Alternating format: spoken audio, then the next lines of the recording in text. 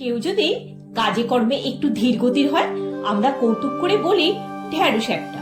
আসলে ঢ্যাঁড়স, ভেন্ডি বা ওকরা যাই বলুন না কেন, বিশেষত গ্রীষ্মকালের এই সবজি কিন্তু চটপট যে কোনো খাবারের স্বাদ দ্বিগুণ করে দিতে পারে। কথিত আছে ভিন্ডির উৎপত্তি স্থল হলো পূর্ব আফ্রিকার ইথিওপিয়া, তারও উত্তর পশ্চিমে সুদান অঞ্চল। তারপর নানান উপজাতির মাধ্যমে মধ্যপ্রাচ্য হয়ে দক্ষিণ এশিয়ায় প্রবেশ করে এই ভেন্ডি। আর ভারতের উপযুক্ত আবহাওয়ায় প্রচুর পরিমাণে এই সবজির চাষ শুরু হয়। ভারতের উত্তর থেকে দক্ষিণ, পূর্ব থেকে পশ্চিম প্রায় সর্বত্রই ভেন্ডি দিয়ে নানান পদের সম্ভার দেখতে পাওয়া যায়। নমস্কার বন্ধুরা, আমি সূচনা। আমার চ্যানেল সূচনার দিনলিপি ও রান্নাঘরে আপনাদের সকলকে স্বাগত জানাই। কুরকুরে ভেন্ডি বানানোর জন্য 250 গ্রাম ভেন্ডি ভালো করে ধুয়ে জলটা পেপার টাওয়াল দিয়ে মুছে শুকনো করে রেখেছি। এবার ভেন্ডিগুলো কেটে নিচ্ছি। ভেন্ডির সামনে পিছন বাদ দিয়ে মাঝখান থেকে দুভাগ করে বীজের অংশটা বাদ দিয়ে দিতে হবে। এরপর সরু সরু করে লম্বা লম্বা স্ট্রিপ করে কেটে নিতে হবে। যদি খুব কচি ভেন্ডি হয় তাহলে দানা থাকলে অসুবিধা নেই। দেখুন, ঠিক এইভাবে কাটাটা হবে। আরো একটা পদ্ধতি দেখিয়ে দিচ্ছি। একটা সরু দেখে ছুরি নিয়ে ঢ্যাঁড়সটা হাতে ধরে 4 টুকরো করে মাঝখান দিকে ওই একইভাবে বীজের অংশটা বাদ দিয়ে দিলেই হবে। প্যাকেটে কুরকুরে হয় না, খেতে অনেকটা ওই রকমই লাগবে, বাচ্চাদেরও খুব ভালো লাগবে। সব ঢ্যাঁড়সগুলোই কাটা হয়ে গেছে। একটা মিক্সিং বোলে ড্রাই ইনগ্রিডিয়েন্টস রেডি করে নিচ্ছি। মেজারিং কাপে 1 কাপ বেসন একটু চেলে নিচ্ছি যাতে কোনো লাম্প না থাকে।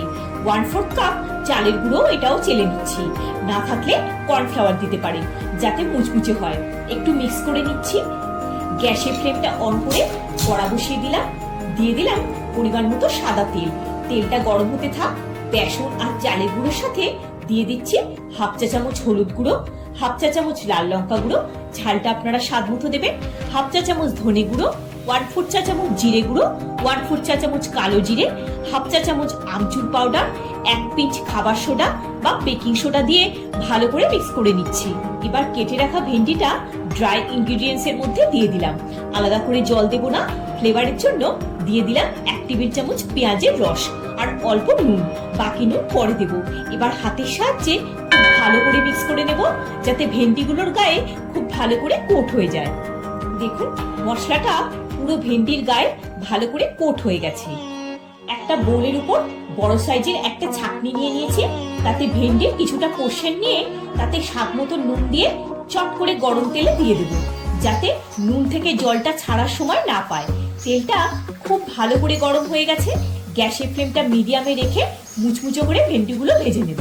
প্রথমে মিনিট 2 টার্ন করা যাবে না। হালকা একটা রং ধরলে তবেই নাড়াচাড়া করতে হবে। বাকি ভেন্ডিটাও ছাঁকনিতে নিয়ে নিয়েছি। ফার্স্ট ব্যাচ ভাজা হয়ে গেছে। ছিদ্রযুক্ত পাত্রে তুলে নিচ্ছি। এবার এই ব্যাচটাতে নুনটা দিয়ে ইমিডিয়েট গরম তেলে দিয়ে দেবো। এই কুরকুরে ভেন্ডি একটা ঝুড়ি বা নেটের কোনো একটা পাত্র দিয়ে ঢাকা দিয়ে কমপ্লিট ঠান্ডা করে নিয়ে যদি এয়ারটাইট কন্টেনারে রাখেন তাহলে ঝুড়ি ভাজা বা চানাচুরের মতো বেশ কিছুদিন কুরকুরেই থাকবে। আমি নিজে রেখে দেখেছি। ভাতের সাথে বা চায়ের সাথে খেতে পারবেন, বাচ্চাদের টিফিনেও দিতে পারেন। একটা টিপস বলি, যখন এই ধরনের ভাজার তেল বেশি হবে, তেলটা ঠান্ডা করে একটা মিহি ছাঁকনি বা সুতির কাপড়ে ছেঁকে নেবে। তাহলে তেলটা খারাপ হবে না, ক্ষতিকরও হবে না।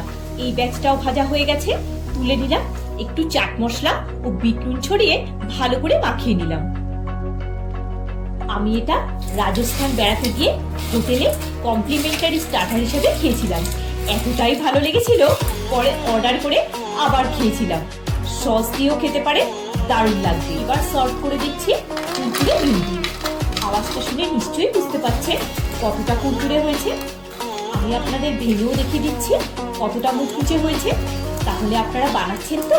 ভিডিওটা যদি ভালো লেগে থাকে একটা লাইক দিয়ে চ্যানেলটা সাবস্ক্রাইব করে পাশে থাকার অনুরোধ রইল। সবাই খুব ভালো থাকবেন, সুস্থ থাকবেন। দেখা হচ্ছে পরের একটি পর্বে। ধন্যবাদ।